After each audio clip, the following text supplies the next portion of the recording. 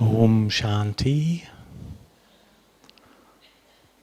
Welcome to another wonderful session here. I hope you're all flying high and enjoying the programs so far, and there's so much more to enjoy, and I hope you're having some special meditation experiences. So we have a very special panel here today with some very wise and senior souls from right across the world.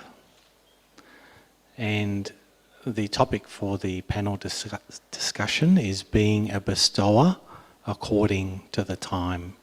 Being a bestower according to the time. And facilitating this lovely panel, we have Sister Angie from Australia. Sister Angie, very inspirational soul who has been with Baba now for 19 years, and she's the national coordinator for tutor training in Australia, so teaching the teachers who give the course. And I've had a lot of very positive experiences with Sister Angie, and she has a very sharp intellect, very sharp, able to manoeuvre in whatever situation is happening, and always so punctual for class and a very, very keen student. And on top of that, very light-hearted. And so Angie will introduce the panel. Hope you enjoy. Thank you. Om Shanti, and good morning. And as Damien said, you know, this is an Australian-weighted session because Damien's from Australia, I'm from Australia, and the first person I'm going to introduce is from Australia. So, as Damien mentioned, our topic today is being a bestower according to the time. And the wisdom that we're going to hear is from these three wonderful souls. And the first one, let me introduce Peter Clark. And Peter is currently the coordinator at our Brisbane Centre in Australia. This is his second stint in Brisbane, but this stint's been 26 years. And prior to that, he was in centres. He was in the Canberra Centre. Canberra is our national capital. And he was in Brisbane before that. And Canberra before that. So he's sort of been like an elastic band. And I don't know, is that because of the cold weather, the hot weather, or... Oh, right. But yes, because Dr. Nirmala's thing was that she would move people where she thought they should be, and Peter was such a cooperative soul. He's been with Baba for 43 years, and Peter's speciality, he has many, but one in particular that I always appreciate, he's a wonderful musician and a gifted musician. So if you ever get the chance, ask him to play something for you. And I'd like to introduce Dusha. And Dusha is the national coordinator in Macedonia. And we were having a little discussion before because I've never been to Macedonia, But I was telling Dusha that when my son was a teenager, he played soccer for a Macedonian club in Newcastle in Australia. So, and they were the most beautiful people, and we enjoyed it so much because they were so embracing. So, and you look like you're like that too. Dusha is logically a scientist. So she has this wonderful speciality, and of course with a scientific bent, a scientific brain, she brings that skill and talent into explaining and imparting knowledge. So with so much scientific logic, I guess. And we almost got her to Australia a couple of years ago. She was to come and be part of a beautiful retreat in Australia that was for scientists. And so it didn't happen in 2023, but we're going to keep our fingers crossed that we'll get her there one of these days, and hopefully soon, because time's short, so soon. And last but definitely by no means least is our brother Hans. And Hans is from the Netherlands, but I don't know, Hans, it sounds to me like you are a bit of a wanderer, because he spends his time between the Netherlands and London and the UK. And his gift is he's a gardener. So he was a gardener before he came to Baba 10 years ago, and now he's a gardener for Baba. And he does that work in London and in Oxford centres in the UK. And, you know, when he was telling me about this, his whole face lit up. You could see the enjoyment and the passion for what he does for Baba. So, and when we were working out where we were going to sit, Hans said, oh, so I'm over there in the forest. So he's in the forest, but we're all feeling very close. You're not too far away? Very good. So our wonderful panel, please give them a clap.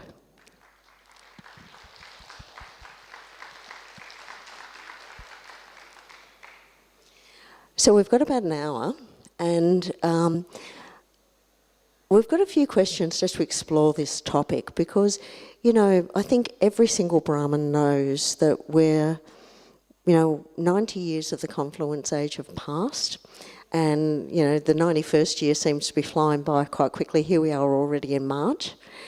And, I always heard it said in my early days in Gyan that things will be different towards the end. Who feels that things are a bit different now? Are you feeling that? Yeah, I am. And, we've all brought our gifts and our talents and our love to Baba, but now, what's time calling us to do? Baba's been telling us that yesterday he spoke about being a remover of sorrow and bestower of happiness like he is. And so what's time calling us to do now? And so we're really going to explore that today and hear the wisdom from these three wonderful souls. So I'm sure you're going to enjoy. I certainly am looking forward to this. So I'm going to get the ball rolling with the first question. Peter, seeing as you're sitting right next to me, I think I'll call on you. So Baba tells us that time is short. What do you think is the significance of this particular time of the confluence age? Okay, it's such a huge question, really. And I think we all understand the significance, but it's a question of instilling that information into our system such that we become the embodiment of it. So we all understand that time is close, and I guess we're all a bit different in that. But one thing is that the closer we come to the end of the confluence age and the iron age, the more we will be feeling the pressure of everything that we haven't dealt with or settled, and we'll be witnessing that going on in others around us too, both in the family but also in the Lokik world. So I think the significance of it is that it's going to push everyone to the point where they ultimately will want to go back home again. And we know who takes everyone home, right? We know that. And we're here to help. We're here to help in that process. I think we've figured out here that is the most elevated thing that we could possibly do to help in the process of recreating the world as God does do. So, yeah, I think that's it. The world needs to go from being completely downtrodden to completely pure again. And I feel reminded of that every time Baba uses those words, Sato Pradhan, Tamo Pradhan, back to Sato Pradhan. I've experienced in my own time becoming a bit blasé with words such as that, because we hear them so often. Those words are in every Murli, at least every Sakar Murli. And so it's easy for them to go in one ear, out the other ear. And yet, those two words really mean completely impure and completely pure, And that can easily also rub someone up the wrong way and say, they think, oh, it's not completely impure. There are nice people out there. And we know why there are nice people out there, There are always layers of lovely new souls arriving, and they keep the world somewhat fresh, even though it's rotting underneath, But we can appreciate those souls and the value that they add to the world, but we understand. We understand that that's their role. They come at the end, they show a little shine, and in a way, sometimes they show us up because we're not as shiny as they are. But inevitably, the significance is that everyone will come to know that God is the key soul who changes everything, and that there's a method that, there's some way that he goes about doing that, and everyone has their own take on that, but everyone will come to understand that. You made a comment, and if we have time, we can maybe come back to it, the pressure of the things we haven't dealt with. So if there's time, I think that would be a wonderful one to explore, because, if we're alert and if we're aware, it's going to be that we know and we can see those impurities that are left. We've dealt with the gross stuff, that's gone, but now the subtleties are still there. But if we're not vigilant, we'll miss them. So anyway, let's see how we go, because I think it will be a great one to explore. Dusha, what's your take on the significance of this particular time? And you might have a scientific take on this as well. Okay. Thank you for encouraging me to go scientific.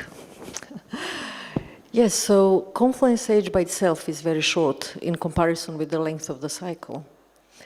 And from the beginning, very slowly, we were degrading.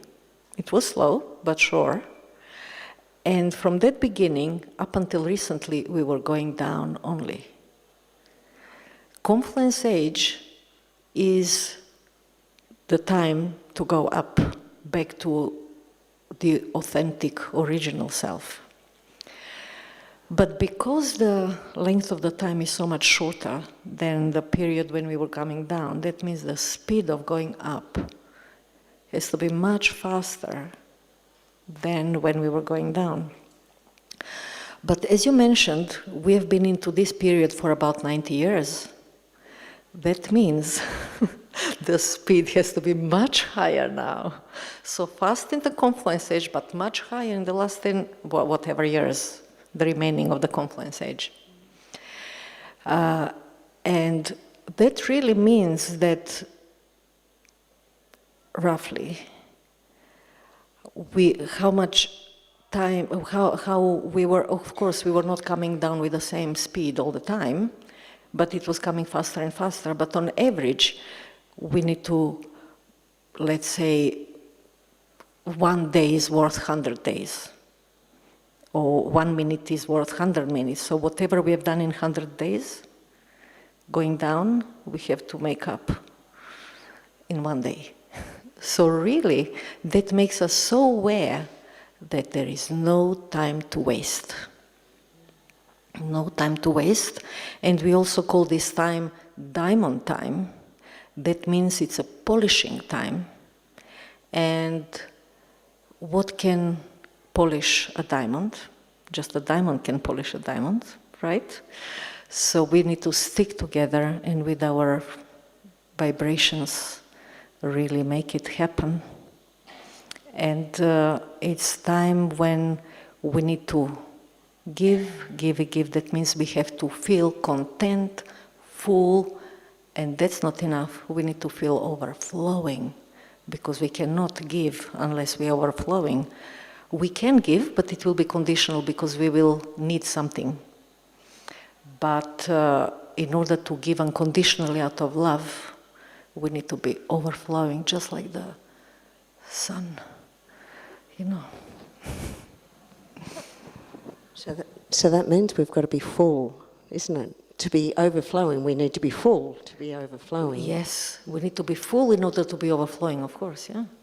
So the glass needs to be full to overflow, so the same for us. Not only full, so our task is to overflow. So, yeah. I think it's so important what you're saying, and the speed.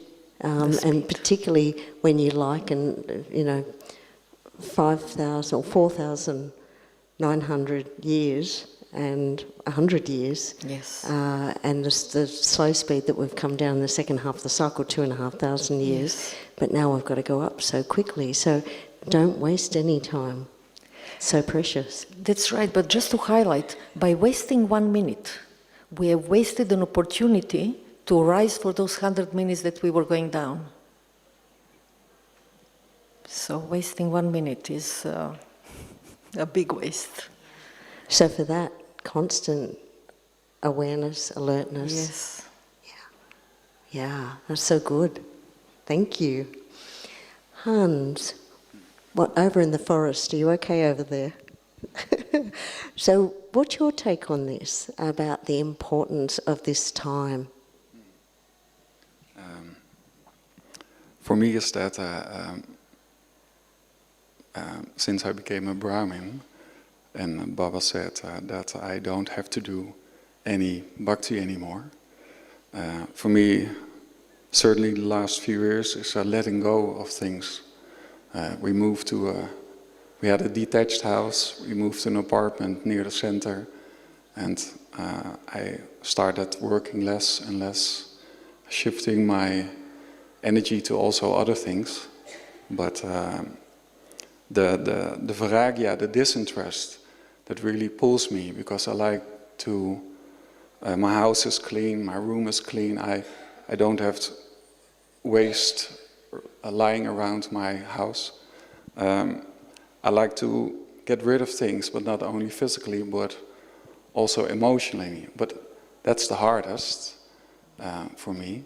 But when I'm in the garden and I'm in the house of a client, mostly women, because they're mostly interested in gardening, and then I'm mirrored all the time. I see their attachment to things, or a mind attachment to things. So the disinterest is what I like, I think, the most the last few years, and that it has its own path. So I read the Murli, I hear the Murli, but the disinterest in me is so high that it wants attention a lot of the times. So when I'm alone in the garden, yeah, then it's quiet. So there's like it's like a submarine. I boom, and then thoughts comes back, and then boom, and so And yeah, and the disinterest for me also is not to be a taker. I was usually used to getting stuff or things done from other people, but now I feel a natural resentment against taking. And it's not always perfect. I'm not 100% pure, but I'm still. That part is also very nice to be working on, not taking. So you mentioned about the simplicity of your home, and I'm sure that must translate to your garden as well. And I was thinking when you were saying simplicity of the home, but then also letting go of things emotionally, it must be a bit like, I'm sure, or maybe you do, liken it to pulling out weeds from the garden, pulling out weeds from your mind, pulling out weeds from the soul, purifying the soul. Is it like that? Yeah, and also people have the tendency to collect things in their garden. And it's like behind the shed, there's like 20-year-old stuff and everywhere, and I like to clean. So sometimes I can confront people with their habit of collecting. And I even have done some house and shed cleaning with clients because they were stimulated by my approach. So yeah, I like that too. So yeah, I'm really mirroring when I'm at places. So yeah. It's so nice, you know, look at these different perspectives. We've got a musician, we've got a scientist, we've got a gardener, and such diversity. All Baba's children answering the simple question in such different ways. So let's see how we go on the next one. Okay, I'm going to start with you, Hans, this time. What are the prerequisites for being a bestower? If you were to put together a bestower checklist, what would you include? I don't know if I can, how you say that, someone's qualities, their brother, that sister. Maybe make it a personal one. If you were to put together a personal bestower checklist, what would you include? Well, I'm not including the things I can't see because I know myself, but I know myself to a certain point, but absolutely a giver. A deity is a synonym for giving. So not taking, that's the other side.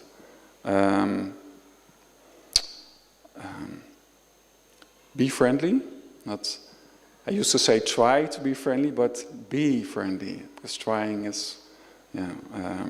What's the difference? Yeah, trying, then I'm always working to gain that quality.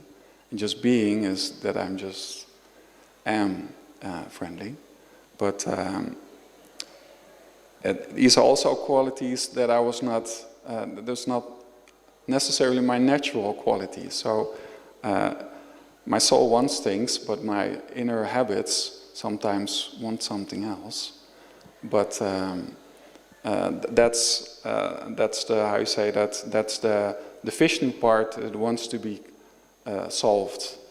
Because the Vishnu says, I just have to be a deity and a pure soul. But the second half of the cycle is the bhakti part. And that are all the habits I have. So that's like a parallel street. And then sometimes the car wants to move to that side, and sometimes that's. But of the qualities, yeah, I think a giver and be friendly. Then you go a long way. Then I go a long way. So having to do some work, and I think this is true for all of us, is that these qualities that we'll find out what Dusha and Peter have to say don't necessarily come naturally to us. So we've got to cultivate them. We've got to nurture them and draw them out. And once out, we then have to nurture them and look after them so that they continue to grow. Yeah. Yep. Okay. Good. What about for you, Dusha? What's your thoughts on the checklist for being, your personal checklist for being a bestower? I would agree with Hans that it's absolute giver, unconditional giver, giving out of love rather than something to get back, or rather than having some interest or expectations, just giving out of pure love for the sake of giving, just like the sun, as I mentioned earlier. Because the sun radiates those rays, and all the channels of communication are busy.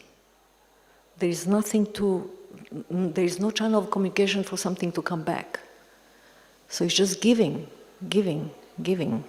It's up to us what we take, but the sun is giving. So just this is the closest, perhaps, physical object that I would compare with a bestower. So definitely giving out of love. Listening carefully to the crying souls, I would say. Listening carefully because the souls will be needy, they will be asking for something, but it's a big question whether that is what they need. So we need to have a very developed power to discern, to see what it is and not what it seems to be. To give the soul what it needs, not what the body says. How do you do that? Sorry? How do you do that? How do you discern? Oh, okay. It's a skill that is acquired. We do not get born with it. Of course, originally we had it, but we lost it on the way. I would say, I will be brave because you're an educator. I will say it's a heuristic learning rather than algorithmic learning.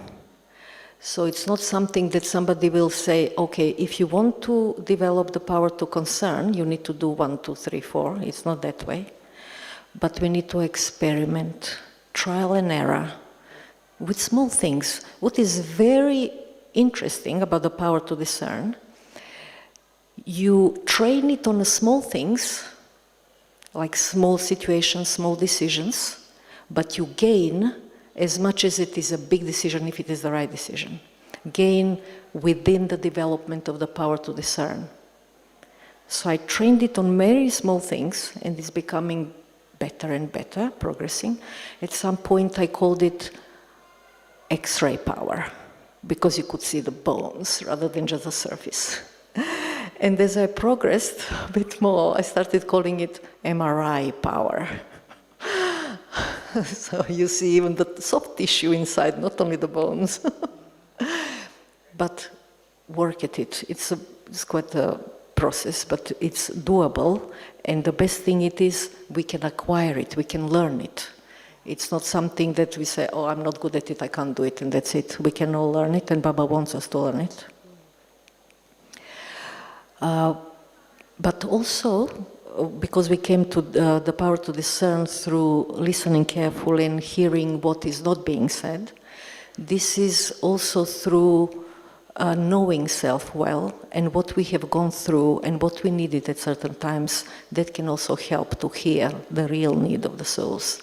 But the most important thing, the first step in the whole that process is to listen, to be present and to listen, rather than thinking about something else or sorting out your own problems. Or maybe hearing what we want to hear rather than what the soul is expressing. So it's a whole complex process that we need to do, but it's our task as a bestower, definitely, just like Baba is doing it. And one more thing I would add on that list is being humble, but also together with being humble, seeing yourself as really not doing anything, we're just instruments, being channels through which Baba can act. So I think those three would be the most important things on my list. Of course, it's not an exhausting list. But yeah. And you've touched on two aspects that I'd like to, time permitting, enlarge on. One was the cries of distress of the souls in the world. The second is humility. So that ability to listen and to be completely quiet and present in order, and as you say, it's not just the words, but it's listening with the self so that we can intuit the need of the other. You used some keywords there, and it reminded me to say that bestowing, for me, is not about focusing on giving. Giving should be a consequence of a correct posture of being. Yeah? So I correct my posture of being, and giving comes naturally. And in that case, there is no calculation. You give, and you're not even aware that you're giving. You're giving. And naturally, no expectation, I would say. That's so beautiful. Thank you. Peter, I want to hear your checklist, and also you might want to start expanding on this aspect of the importance of humility as a quality of a bestower. Okay, sure. I thought we were developing a nice list there, actually. I think just to try and put it in really simple terms, the first thing I need is I need to have something to give. In order to bestow, I need to have something to bestow. And so in order to have that, I need to have a good connection with the source. And I think that just comes first and foremost, because all of us come into Brahman life and, some have obvious qualities and become involved in service very quickly, and they have things to offer, and that's obviously seen and appreciated and by the rest of the family and so on. But I think any of the qualities, any of the skills or talents that we come to Baba with, they're in an impure state, and we need to have them purified too. So in order to do that, I think it's going to come back to connection with the source. So if I'm trying to express my talents and specialties in service, and yet I'm not really connected to Baba, then it starts to present problems, and I think ego comes out. Even if ego is not there to start with, it'll present problems even with others, that there's jealousies, there's all sorts of things come into being. And so whatever it is that I have that I can offer to in Baba's service, I need to really offer that in a very, very pure sort of a way. So I need to be as altruistic as I can. And I know Baba will often point out to the fact that he's the only truly altruistic soul, and I think that's absolutely true.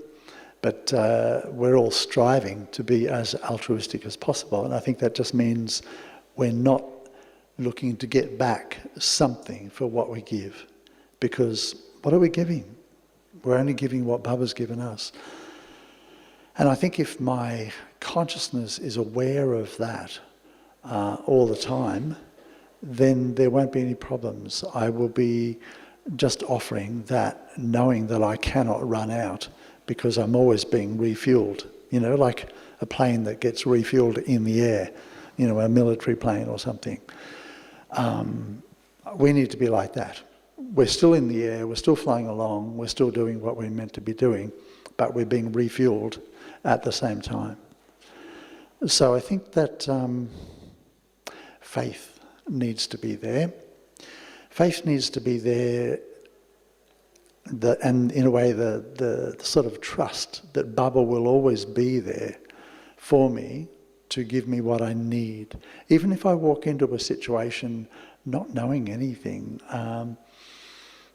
or being particularly out of my natural comfort zone, we can still deal with it, because at least this is the experience that I've had countless times, really. And I actually have found now that I quite enjoy challenging my own comfort zone and sometimes completely walking straight out of it, you know, and ignoring any sort of comfort boundaries that I may have set up in the past. And I like that because it really puts it back into Baba's hands. It's sort of like I'm free-falling and I know that Baba's going to be there to catch me. I mean, in some ways, the idea of falling is not a good metaphor, but in this sense, it's basically falling because I always hated heights, right? But it's falling in a free way, knowing that Baba's always going to catch me, and it doesn't really matter. So I think that sort of trust, that faith, also needs to be there. Yeah. And then that humility and that egolessness. Because definitely the more I'm under the illusion of this ego of, you know, the body conscious self, the more I'm going to get it wrong when it comes to doing everything, literally everything. And service becomes important, of course. We're in the public eye maybe, or we're being relied upon by our colleagues, or all of these reasons. And so it's really important to be ego-less. And definitely a soul who has a lot of ego about what they do, in the aid even of Baba's service, strike problems. They come across problems, no doubt. And I think we've probably all experienced that. If our conscience is acute enough to pick up on it, which is really good, then we would have seen how, yes, I had a little bit of ego and it caused a little problem, right? Or sometimes I had a bit more than that and it caused more of a problem. But it's always going to be the case. So I think humility is there naturally, and I think it was Hans who pointed this out, but it just becomes a natural thing, like all of our qualities. But it will be there when we're realising that actually Baba's the boss. This is Baba's task. You know, I'm just here to help. That's all, you know. And I'm totally surrendered to whatever Baba wants me to do. Life becomes easy. Am I on? I am on. Life becomes easy when Baba's got the reins. Yeah, absolutely. Hans, do you have something to add on humility? Is it something that you feel that is a natural quality for you, or is it one that you've worked to develop? Is it one that you see as important, particularly in this role of being a bestower?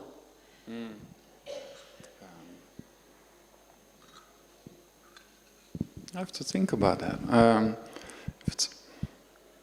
Maybe it...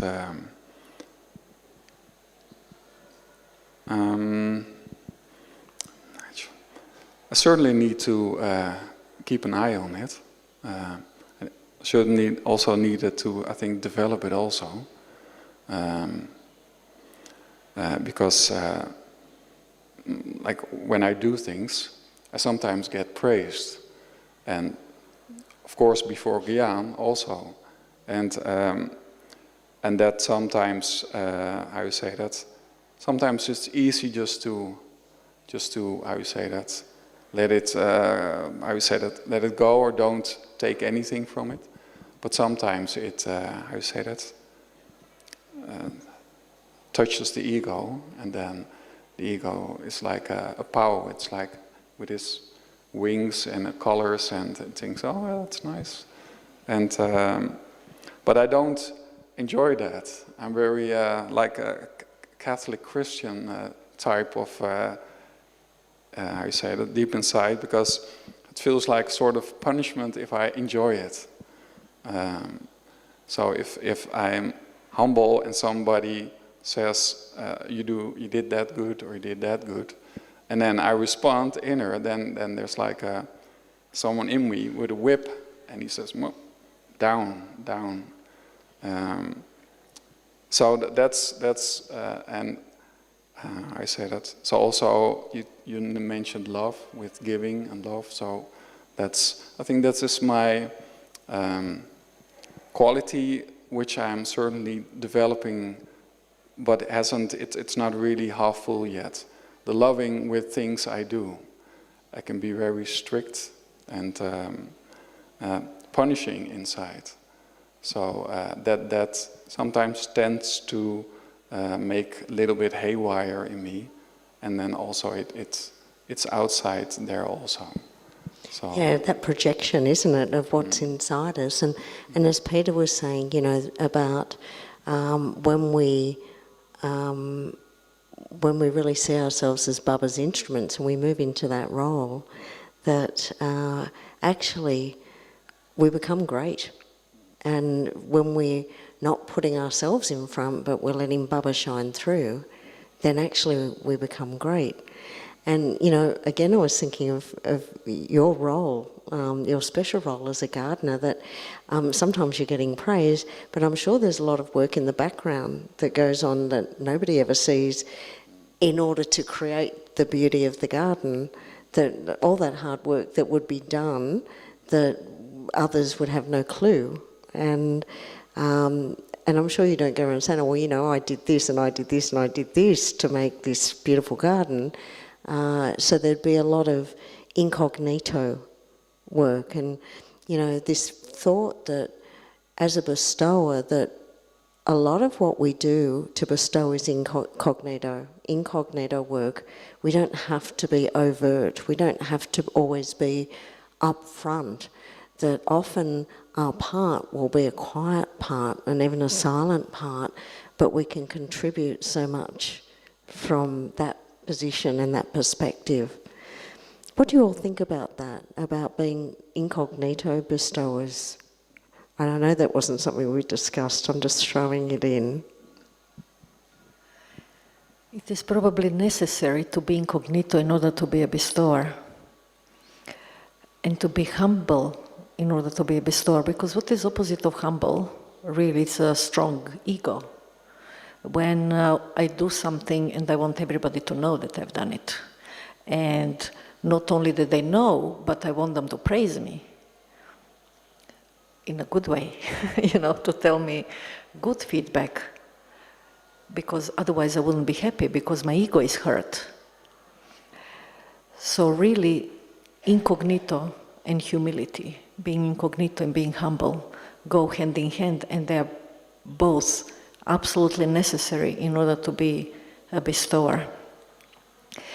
I feel that when we achieve in a visible way, we get less marks.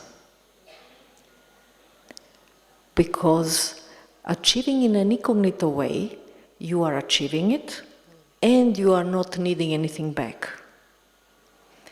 Of course, we cannot be, as Peter mentioned about altruism, we cannot be 100% altruistic while we are in a physical body, because while we are in the physical body, we have third Newton law, which is action and reaction.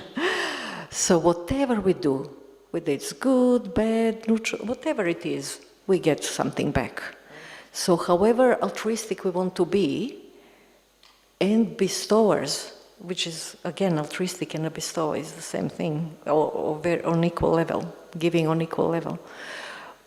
But again, as we said earlier, time is short, now is the time to give, so we need to give as much as possible, so that, and no recognition is important, no visibility is important, which means undercover, incognito, just give, regardless of whether it's seen or not. So unconditional giving out of love, I guess, again, going back.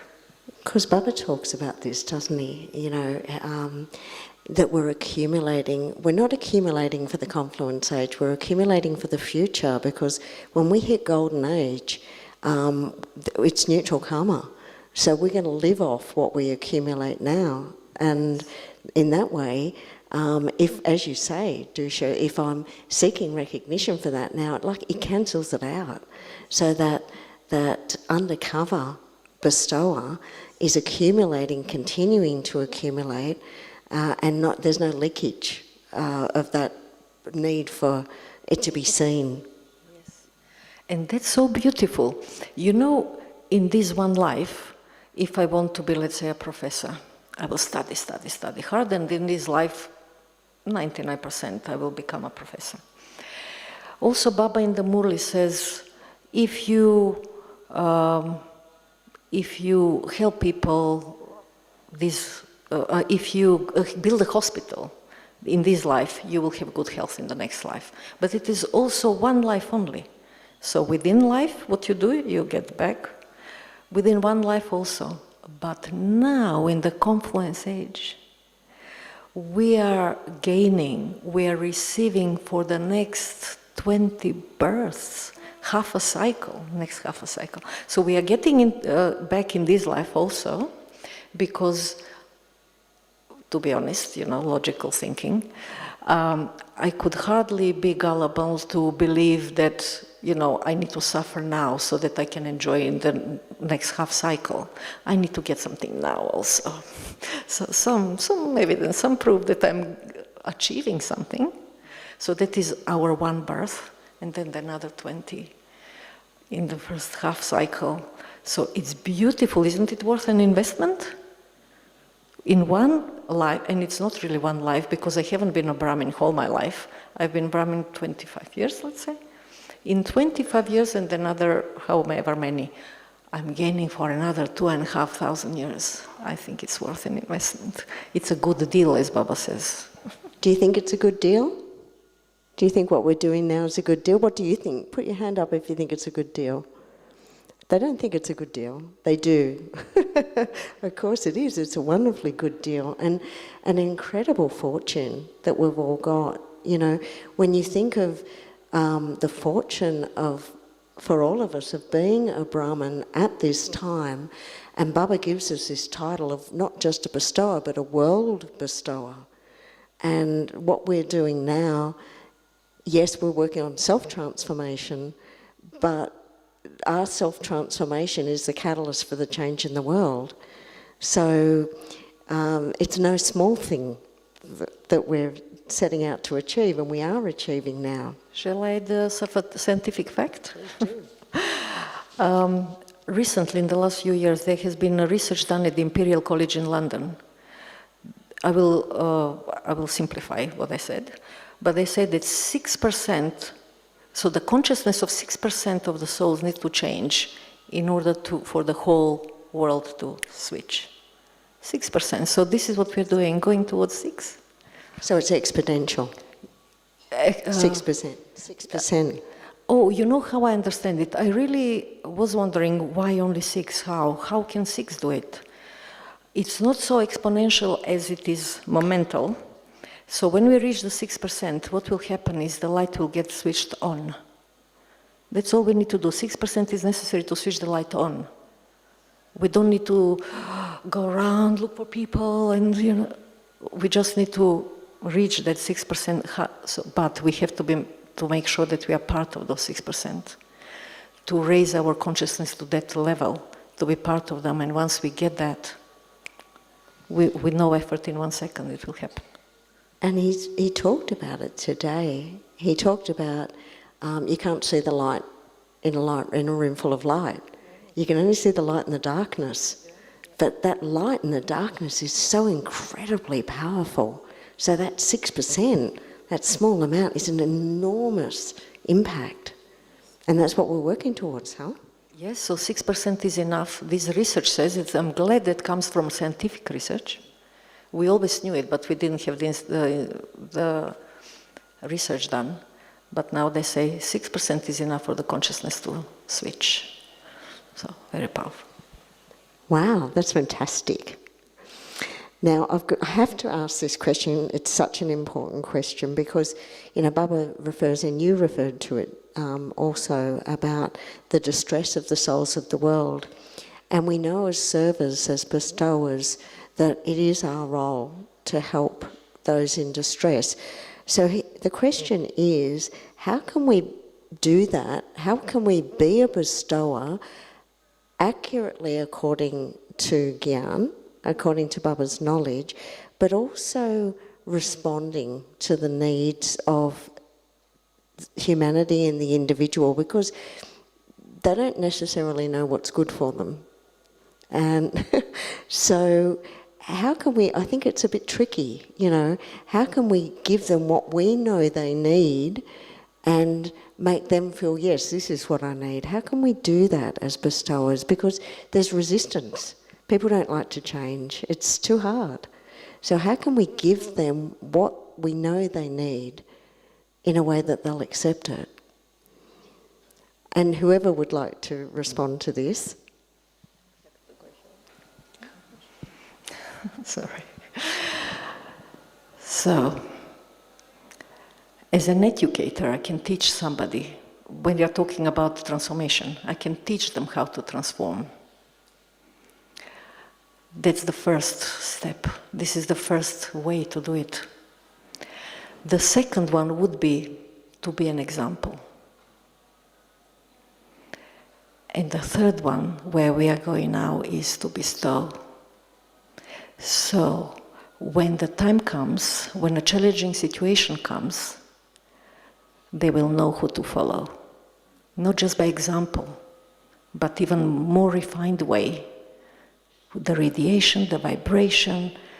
We won't even need to call them and say, follow me, let's do this, let's do that. Just by being there and acting in an accurate way, they will know who to follow. That is the last final stage that we are reaching now, I think. There is not, I mean, of course we are holding courses. We're helping people with words, with advice, with all sorts of things. However, the big way is going to be bestowing, leading by bestowing. Because it's a handful of us, we won't be able to speak or teach 8 billion people. We can just do the right thing and the others will follow. That is the finest stage. Niraka stage, I would call it, you know, subtle. I think there's so much truth in that. And this aspect of creating an atmosphere, a pure atmosphere that is attractive. And I know I'm connected with the Peninsula Retreat Centre in Australia. And often when guests come, the first thing they say to us is, when I drive in the gate, I feel the peace. I feel the peace. And the peace that they're feeling is the work that's been done over the years by meditators in the centre. And Hans, you spent a lot of time in London and in Oxford, and I'm sure that vibration, that vibrational frequency is there, and I'm sure that's something that draws you. What's your experience of other people experiencing vibration, either from yourself or the places where you serve?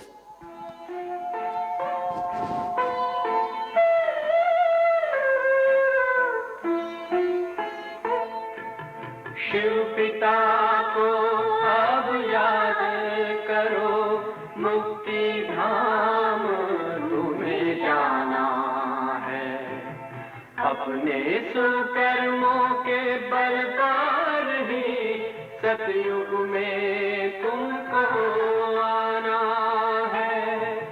Shiv पिता को अब याद करो।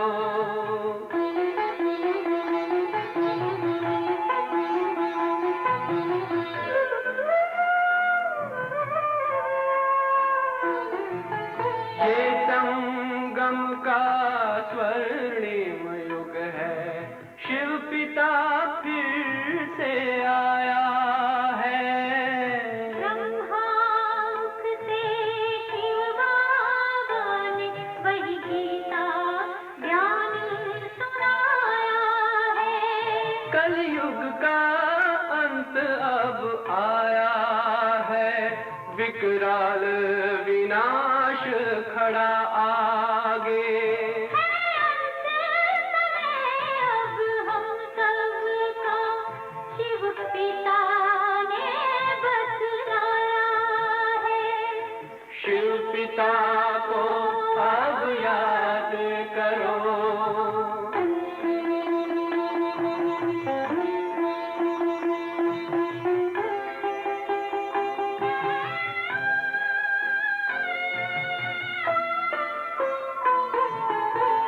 तांडव शिव शक्ति सेना की रणभेरी अब फिर बजती है।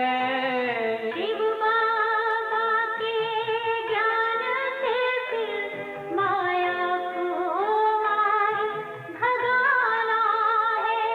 शिव पिता को अब याद करो, सतयुग में तुमको आना है। शिव पिता को अब याद करो, मुक्ति धाम तुम्हें जाना है। अपने सुकर्मों के बल पर ही सतयुग में अब तुम्हें आना है।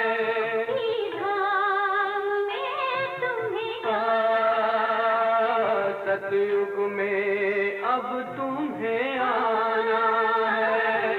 धाम में तुम्हें गाना है।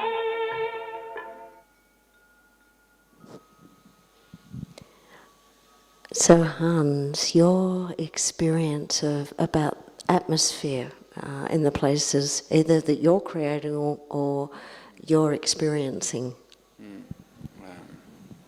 I think I learned a lot in a global house in London. It's like, how you say that? A steam pan, how you say that? A fast cooking pan, how you say that? There's a lot happening there, and a lot of seniors work there. And I learn a lot of my subtle, like my royal forms, and they get mirrored there easily. I like to be there because I like to feed off it.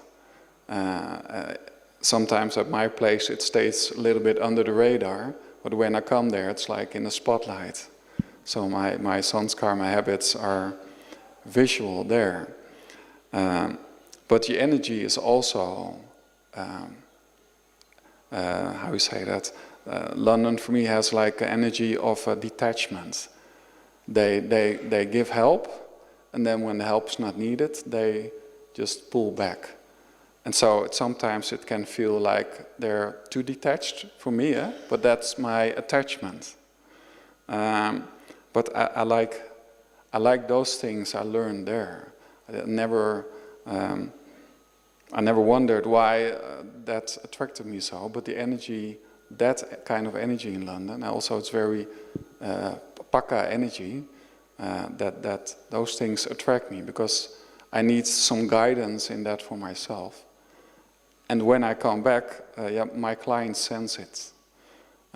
When I come to houses, I've got a lot of clients, and not all, but a few dozens feel the energy when I come to Madhuban. The first time, maybe my second, in 2018 or something, I came back from Madhuban, and then maybe 2 days later I was working in a garden, and the woman, the client, she was sensing me, how I say that? She was noticing me, my energy. But for her, it didn't have a good response. It reminded her of the nuns. So I had just a very quiet, peaceful Madhuban energy. I was not saying a lot. I was very happily working with the plants and the flowers and everything. But for her, it was the last time I came there. She never called me back because it reminded her of two things. Because she at one point, she said to me, "Your energy reminds me of things," but then she would look not so nice if she had eaten something bad. So it also gives that kind of response. So it's not, a lot of times it's positive, but sometimes it's very mirroring, very open, and some souls react differently. Yeah, that's what it is. It's so interesting because that association has robbed her of an experience. And I guess in that situation, the only thing that we could do in that situation is good wishes. There's nothing else we could do in that situation. But It's such a sad thing, isn't it, that she's denying herself that peaceful experience because of a past association. Yeah, very interesting. Now, you know, there's so many angles we can take on being a bestower, and our time is very limited. You touched on something, Hans, it was you that touched on something that you see in Global House, and it's there's a lot of activity going on. People are busy, they've got tasks to complete, and yet there's a generation of this vibration. And for all of us in our places, we're all responsible. We've all got tasks that have to be completed, and things that we have to do. And if we're still working, you know, we have responsibilities. If we're with our families, we have responsibilities to them. So how do we, in all that busyness, how do we not lose being a bestower? Peter, what's your thoughts on that? So if I'm to understand the question rightly, just in the normal life that we have, with everything going on around us, how do we maintain our stage as a bestower? Gosh. Yeah. I mean, we're in the situation that we're in because souls there are connected with us, and we need to settle karmic accounts with them quite often, and we need to inspire them in some way. And so some of them, you know, have deep accounts with us, and some of them won't particularly pick up on being inspired for any reason, but others will quickly pick up on it, I suppose. I'm thinking, I think like Dusha said, the power of discernment there, or being able to discriminate between, you know, what's actually needed. Because sometimes Baba says, oh, the call of the devotees, sometimes he's talking about the call of the cries of distress, you know, those in distress. And I'm thinking, like, all of those souls matter, everything. There's this feeling of being deprived of something. And I think that even takes place in our regular life with normal people around us. They're all feeling deprived of something in their lives. And for us to pick up on what that is, it does come back to our power of discernment. But also I think we need to realise that Baba's training us to understand that. So Baba is our chief advisor. You know, and we're the ones on the ground. We need to make the moves. But Baba's advising us the whole way, and we can feel that advice. We hear it every time in the Murli, and we will feel touched by Baba and so on. And you know, if we're accurate in our yoga, we will pick up on that.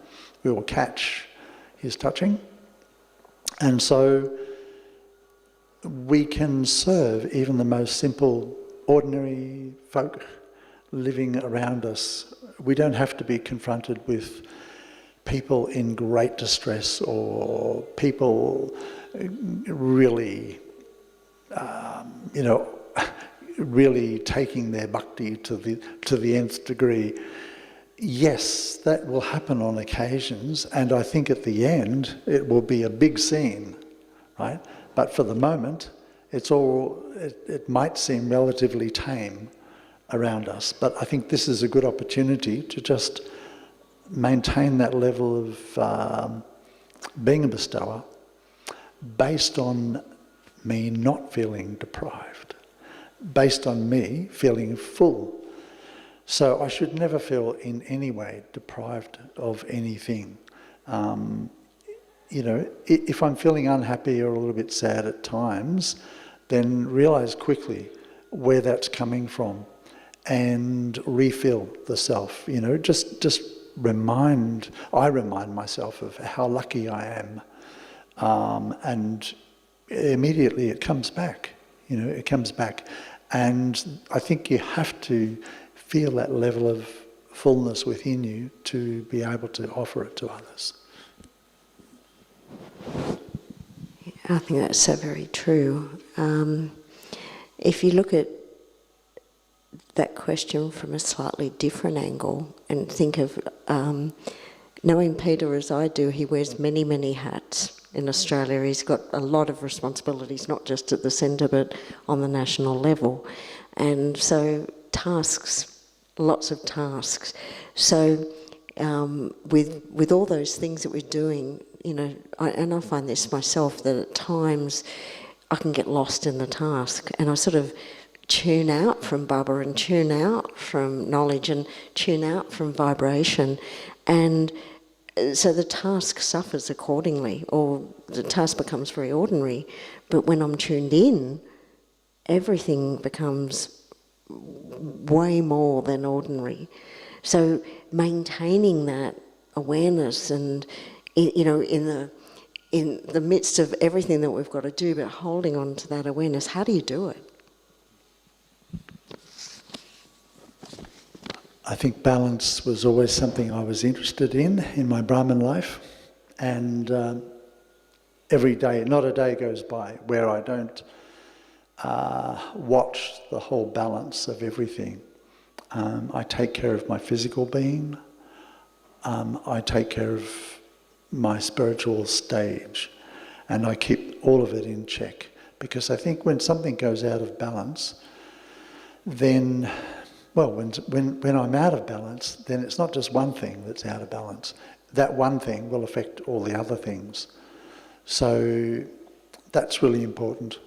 Yeah. So even if I've got a lot of things on my plate, and I'm a person who doesn't mind that. I like having variety, and I enjoy and I really cherish the fact that I can have different types of responsibilities, and some are more artistic, some are more methodical, and so on. And I just really enjoy that. I just feel thankful to Baba that I've gotten all of that, because I wouldn't have thought that my life would pan out that way in the Lokic world. In the Lokic world, I wouldn't have achieved anything like what I've achieved in my Brahman life, and it's all because of obviously being connected to Baba. It's so beautiful. I think what you've said probably resonates with most of us. As beautiful as our time has been, it's coming to a close. So just to sum up, I'm going to ask each of you for a one-word answer. If you were to sum up being a bestower according to this current time, is there one word or one phrase that would speak to how you feel and what you hope the outcome of being in that role, playing that part, will be?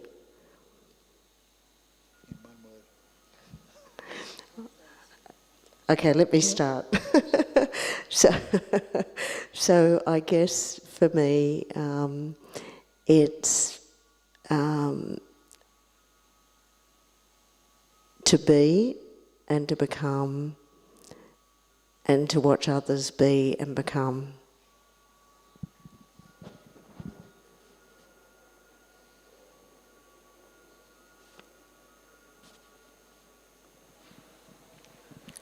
For me, it's unconditional love.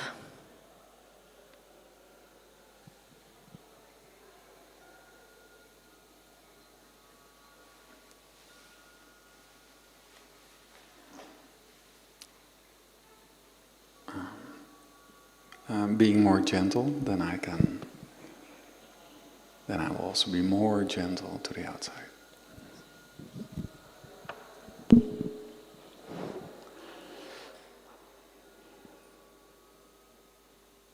Being connected and being loving and detached.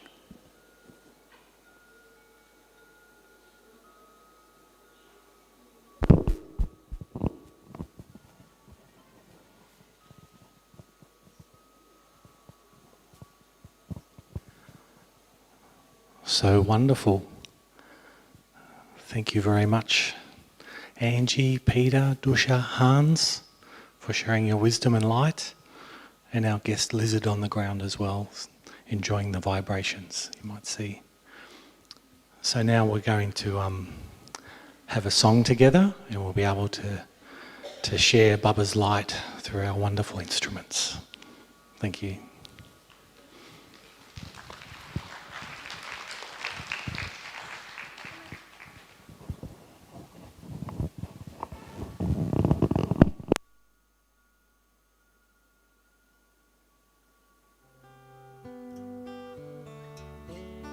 Where do I go with all these feelings and all these faces and open doors when everyone else seems so serene and I just feel so insecure? And where do I go when all the pieces of my heart lay on the floor? You say, come into the light, why don't you? Come into the light, why don't you? Come on now, come into the light.